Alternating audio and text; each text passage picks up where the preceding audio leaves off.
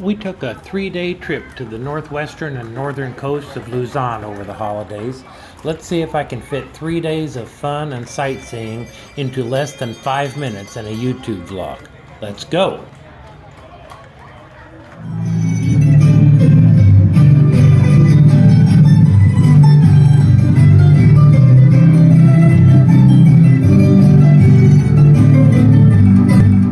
Our first stop was the parish of St. Augustine Church, built in 1590.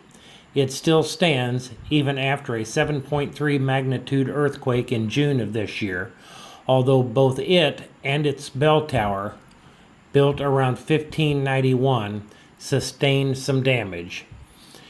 The bell tower began its life as a watchtower, but then was converted to the church's bell tower in 1857.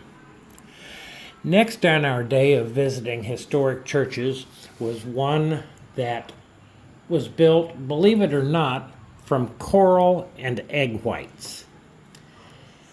Maribeth takes a closer inspection of this Spanish colonial period workmanship. All of that was in the province of Ilocos Sur, but we had miles to go before we slept. Well, make that kilometers, since I'm now on the metric system. While the churches were interesting, I wanted to see sand and ocean on this trip. That wish came true with a huge dose of modern technology thrown in. Dotting the skyline near the town of Pagudpud are dozens of modern wind-powered generators that frankly added to the area's draw as a tourist destination and enhanced the local retail economy. Believe me, I know, because my refrigerator is now plastered with windmill magnets to prove it.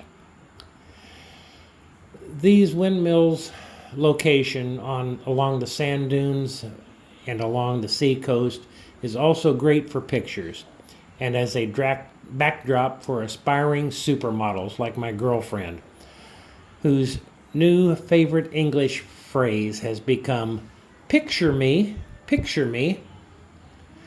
I even got into the act when I said, "Hey, look at me, I'm a windmill."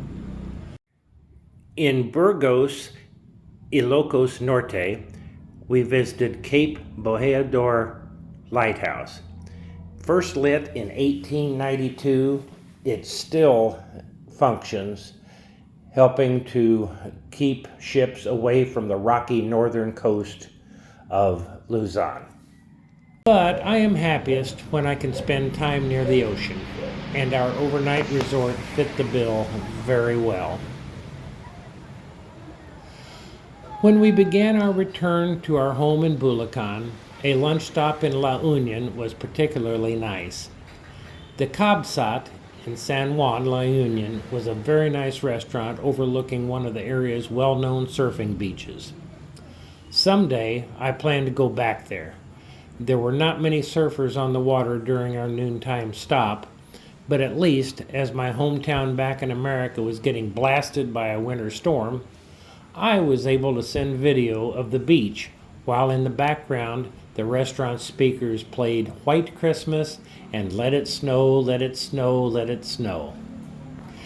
Our second and final overnight was spent in historic Vigan City on the west coast of Luzon. It is an example of Spanish colonial and Asian architecture. Horse-drawn carriages carry tourists along the cobblestone streets, past quaint shops and restaurants where street-side cafes give the city almost a Parisian vibe as well.